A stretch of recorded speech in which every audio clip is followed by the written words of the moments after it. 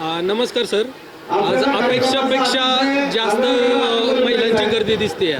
तुम्हाला हे कसं साध्य झालं? खरं तर अपेक्षेपेक्षा जास्त नाही हे आम्हाला अपेक्षित होतं. गेले 25 वर्षापासून प्रकाश शेठ सावंत प्रतिष्ठानच्या वतीनं खरं तर ज्या पद्धतीचं सामाजिक काम या हवेली तालुक्याच्या पूर्व परिसरात झालेलं आहे, त्याच्यामुळं महिलांचे बचत गट असतील, तरुणांचे प्रश्न असतील आणि विविध वेगवेगळे प्रश्न असतील, या उद्देशानं आम्हाला 100% नाही त्यापेक्षा जास्त खात्री होते की अशा पद्धतीचा या आयोजनाला हा महिला वर्ग असेल किंवा या ठिकाणी प्रकाश शेठ सावंत आणि या परिवारावरती प्रेम करणारा जो वर्ग आहे तो 100% इकडे येणारच होता, याची आम्हाला खात्री होती.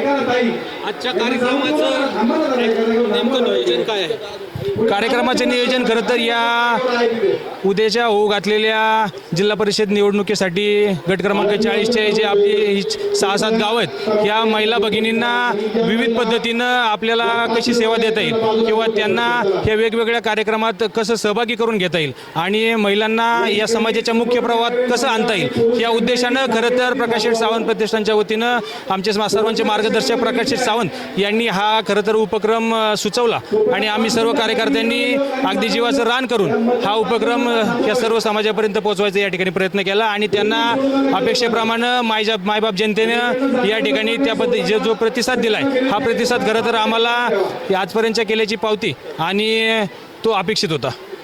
काय पारितोषिक वितरण समारंभामध्ये? खरं तर महिला सबलीकरण हा प्रकाश शेठ सावंत प्रतिष्ठानचा अगोदरपासूनच अगदी गेले 25 वर्षापासून आलेला विषय, तर म्हणून खरं तर महिला ही सक्षम झाली पाहिजे, स्वावलंबी झाली पाहिजे, या उद्देशाने प्रकाश शेठ सावंत आणि आमच्या महिला बचत गटाच्या संस्थापक सर्व आमच्या आपल्या उद्याच्या जिल्हा परिषदेच्या उमेदवार पुष्पलताताई सावंत यांनी खरं तर महिलांना सक्षम केलं पाहिजे म्हणून महिलांसाठी दुचाकी वाहन ठेवलं आहे आणि दुचाकी वाहन पर्यावरणपूरक देखील आहे. त्याच्यामध्ये कुठल्याही इंधनाची गरज नाही, ते इलेक्ट्रिकवर चालणारं दुचाकी वाहन आहे आणि एक सोडून 4 दुचाकी वाहनं ठेवलेली आहेत. जवळजवळ 10 जिंकणाऱ्या लोकांना बक्षीस आहे, जिंकणाऱ्या महिला भगिनींना मातांना या ठिकाणी बक्षीस आहेत आणि लकी ड्रॉमधून देखील आपण जवळजवळ 5 ते 7 बक्षिसे या ठिकाणी लकी ड्रॉमधून निवडणार आहे.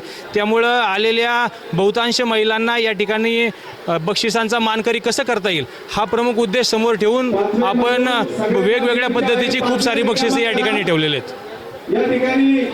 महिलांना आरोग्याची शिबिरं झाली, आज पैठणी उत्सव वाटप झाला. आणखी भविष्यामध्ये महिलांची सेवा कशी करणार आहात? खरं तर जिल्हा परिषदेच्या माध्यमातून आपल्याकडे वेगवेगळ्या पद्धतीचे कार्यक्रम आजच नाही तर गेल्या 25 वर्षापासून आपण घेतो.